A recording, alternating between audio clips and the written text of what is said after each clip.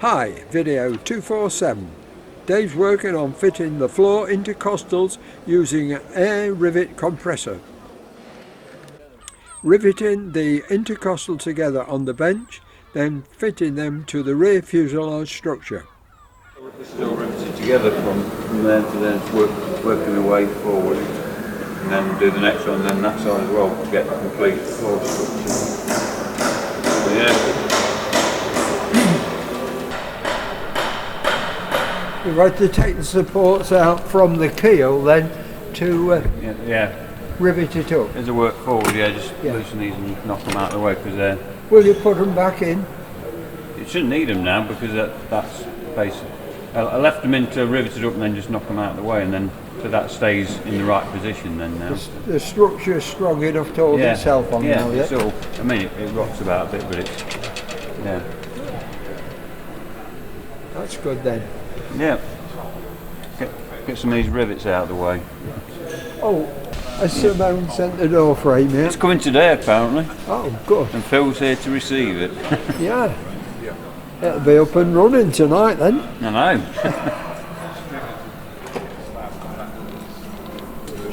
Are you squeezing the rivets or are you riveting them? Mainly squeezing, they're all set up, so can you get in there and that way with a squeeze, it's quite easy, so makes life a lot easier. Yeah. And it doesn't give the structure a pounding all the time, No, does it? no. So yeah.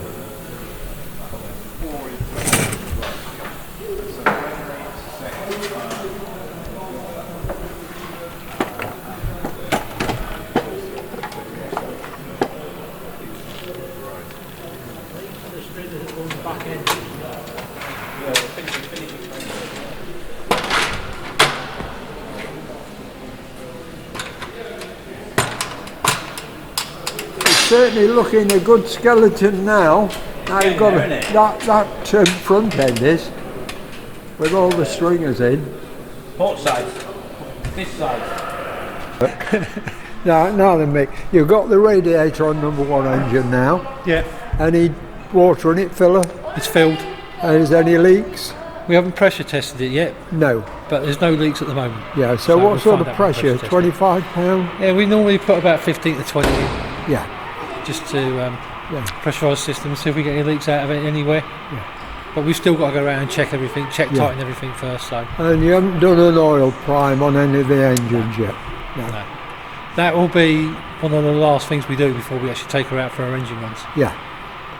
And he put 100 gallons in the other week, and has had any leaks at all from the pipes? On the fuel, On the fuel, sorry. no. We run the boost pumps last week and checked all the fuel pipes. Got no leaks off it at all. Yeah. Has he flushed the fuel pipes out? It's all been done, yeah. Yeah. Oh, good. He's got on then. They've done. Right. Yeah, we're getting there. Yeah, good. Thanks, mate. I'll let you get on, mate. Thank you.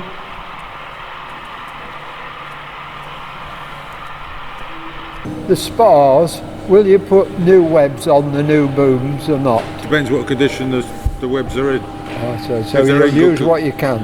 Oh yeah, well, we'll not just change it. All the skins are being changed Yeah, because lots of them were blended while it was on there because of surface corrosion when they stripped it a few years ago, yeah, and people were just grinding away.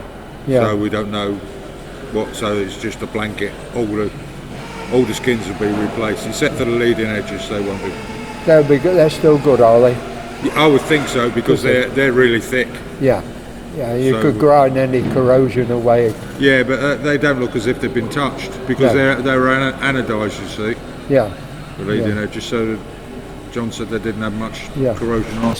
the front spar. Yeah, the Will main you spar. build it up like you did last time? Yeah, it'll be exactly the same. So you'll build up, put all the Yeah, the front, formers the of leading that in. edge assembly Yeah. gets built up as a unit, Yeah, and then once we've built the rear, put the rear spar on, and then we'll do it the way that they used to do it originally. yeah, What we do is put the rear spar in the jig, yeah, put the front spar up, yeah. on the top, put rib 5 in, rib 22 in, and then start from the middle and fit the ribs and work out. I see. And that's the way they built it. So Duncan has completed the paintwork. This is the French nose from Lancaster NX611, now fitted to Just Jane. When in the French Maritime Service, number 21 was painted in the same place. Just Jane was also in the French Maritime Service. She had number 15 painted in the same area. Several Lancasters were bought by the French after the war and used for this service.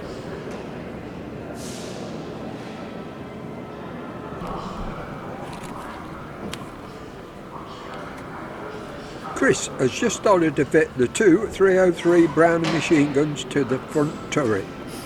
These are the ones Andy was restoring.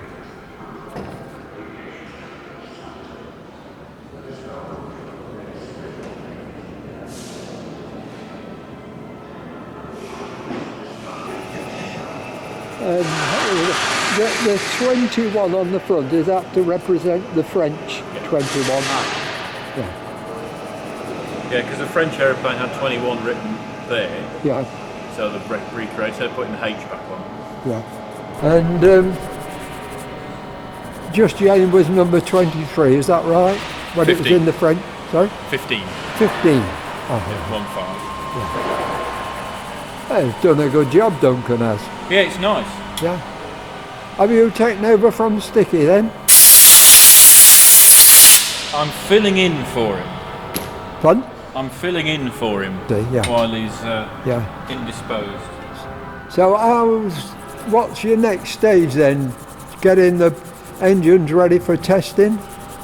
That's what we're working at now. Rob and Mick are just putting some of the inlet plugs in. I'm just cleaning the last of the ones that need cleaning. And then... And what about the camshaft? Because last time I spoke to him, he was number 1 and 3. He was doing the camshaft Sticky was. Well, number 3's done. Oh, good. Number 3's done, and there's just number 1 to finish off. Can you do that? I haven't done it before, Yeah. but we've got the manuals and that. Yeah. John Marshall's done it before, so Oh, has he? I suspect it'll probably get given to John. Yeah. Especially since we're getting a little bit tight for time now. Yes, yeah, you will be doing. Yeah, you've only got kind of 2 weeks left before season of taxiing. Yeah, and we've got a training day with the aeroplane a week on Thursday, so Yeah. really, What training is that? Evacuation? that's the and emergency training, yeah. Yeah. And will you have things up and running before then? Well, I should hope so. Yeah. And then the week after that, we've got a new pilot coming to have a taxi round. Oh. It's getting gone from one sort of busy to another sort of busy. It's not unachievable, but it's fairly tight. Go. I'll come and video that poking.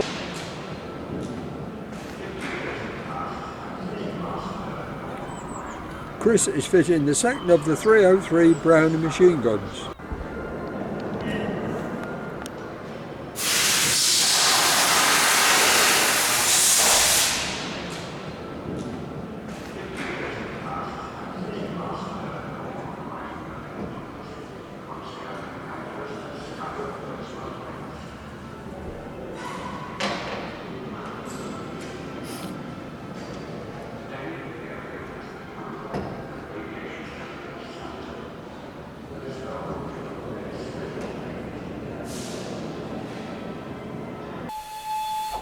Phil with more technical information. On that noise, doesn't it? Yeah. So apparently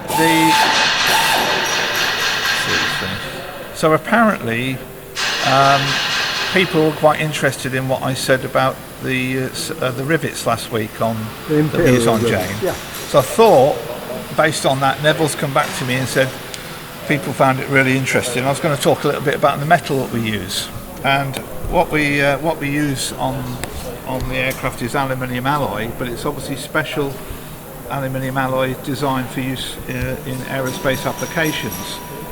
So the Lancaster was actually built using English aluminium, and the skin thickness on the rear fuselage is 18 standard wire gauge.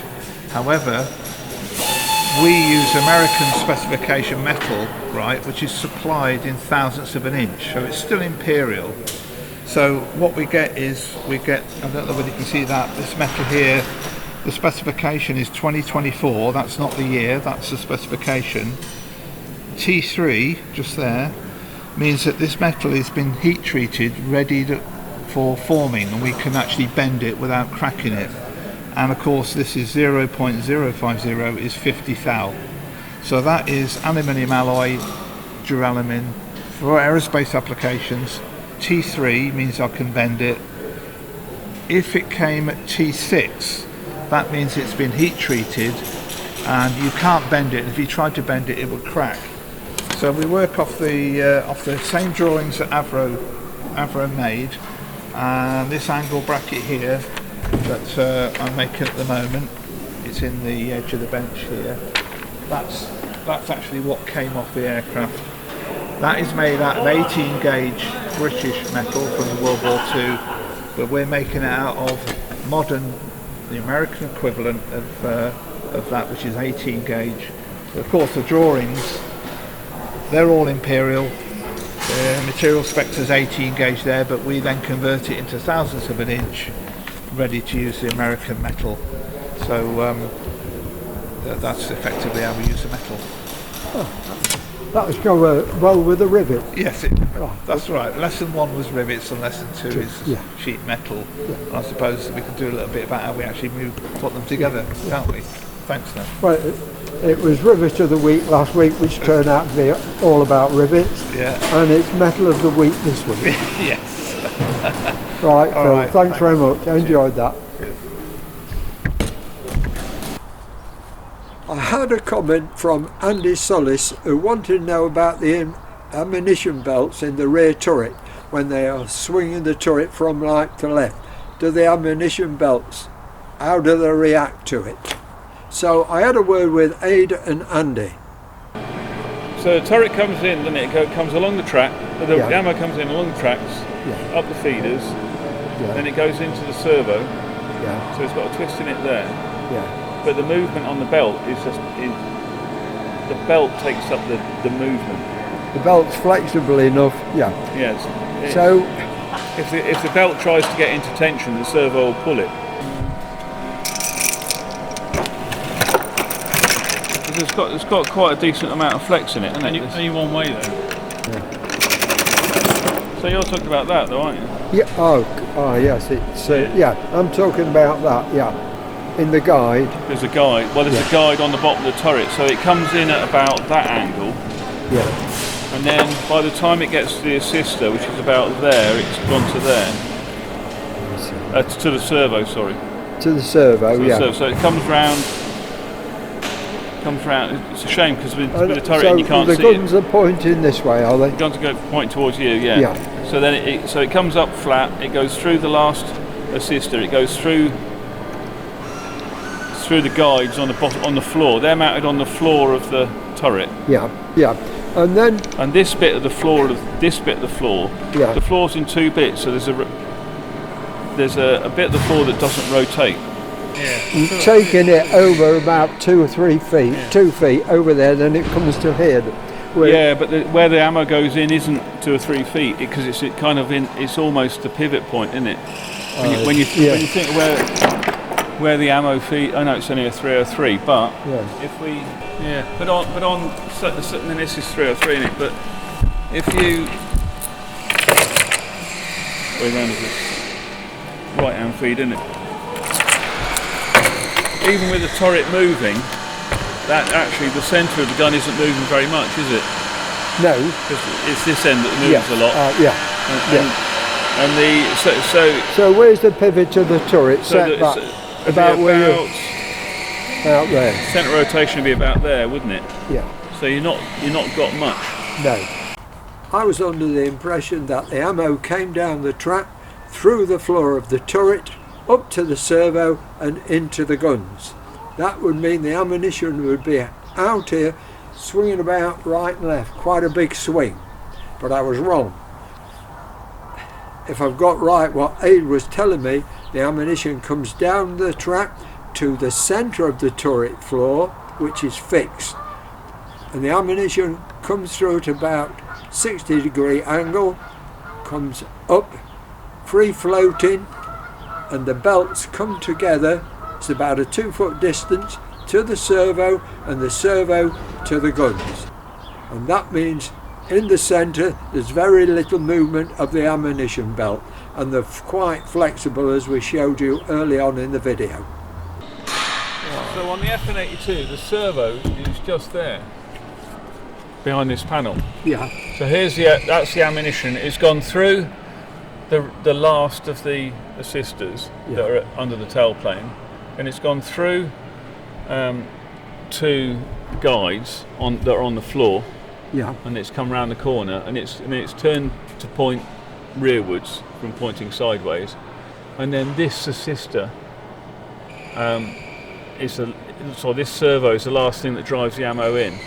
so the servo's virtually horizontal to the guns then? The guns can go up and down, so the guns going up and down puts a fair bit of twist on it, at the last minute, as you can see, because these don't move because we've had to fix them, but and if you can see the rollers just underneath those rounds there, they're kind of barrel shaped.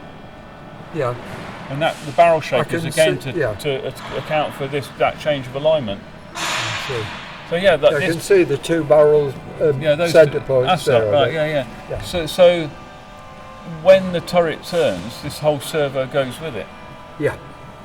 But the belt feeds obviously don't, because they're fixed to the fuselage. So this whole lot turns.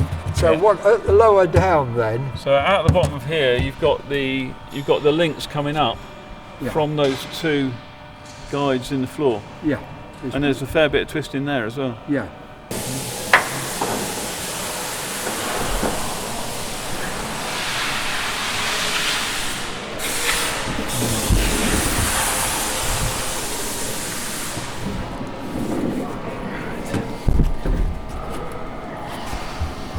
Right, that's a good view. I've got it. Yeah, it's a real good shot. Down here now. So what you're looking for?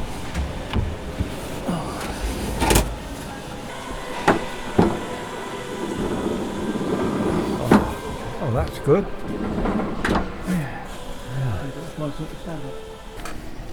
Right, so these are the guides where the ammunition comes in from the bottom. You see them down here?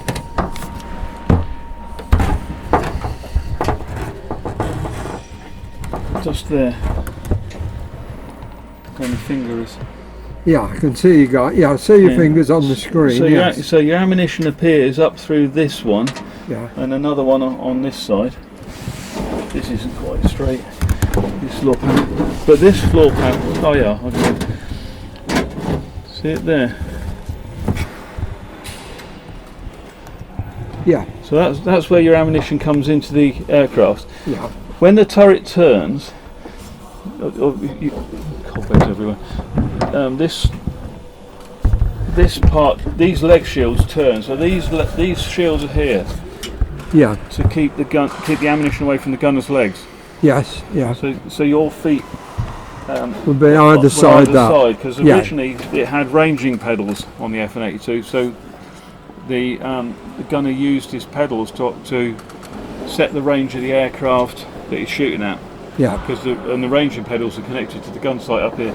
So you've got the leg shields. The ammunition comes up through the centre, and you'll notice. So you can see that this bit rotates separately to the turret. So actually, in use, this part would actually stays in line with the airframe. If we swap sides. Probably not explaining this very well. Oops. So with the turret now set fully right, you can see the 2 guides are now in line with the airframe. Yes, I'm right. now, yeah. Yeah. So that doesn't that plate is held static. Yeah. So you've got an ammo feeder just behind the tailplane there, Yeah. ammo assister, and that then is feeding into these guides, and the ammunition goes up these guides. So the ammunition that comes out of this one Yeah. here is the one that's going to the right hand side. So it's coming up, and it's in between there and the bottom of the servo, which is here. It's twisting Yeah. through 90 degrees, but it's quite a long way in it, and then it's into the feeder, into the servo, and then it emerges from the top of the servo into the guns. Guns. Yeah. Got it? Yeah, I've got it now. Yeah. Yeah. So there's So yeah, it's got good guidelines coming through from the floor, yeah. and then it's allows to twist with its own belt. Yeah. So up until the point where it emerges from here, there's no. It just comes along the runners Yeah. through the two ammo assisters, Yeah. through these guides, and it comes up, and all the twists for left and right happens in this space, Just there. and it's kind of guided by these leg shields because Yeah. these are curved, obviously, Yeah. and they're also to protect the gunner's legs, and then it comes up into the servo, which is up behind the control panel, emerges from the top. You can probably see here. Yeah. Yeah, so the ammunition's coming out of the servo here, Yeah. and it's going off to the guns. Yeah. And if we could elevate and depress the guns, we can see that, but we can't. No, I've got the big mics stop it hitting the gun sight. That's Oh, what's right, yeah, stopping yeah. us now. Oh, that's a good. Oops, got it in my pocket. That's it.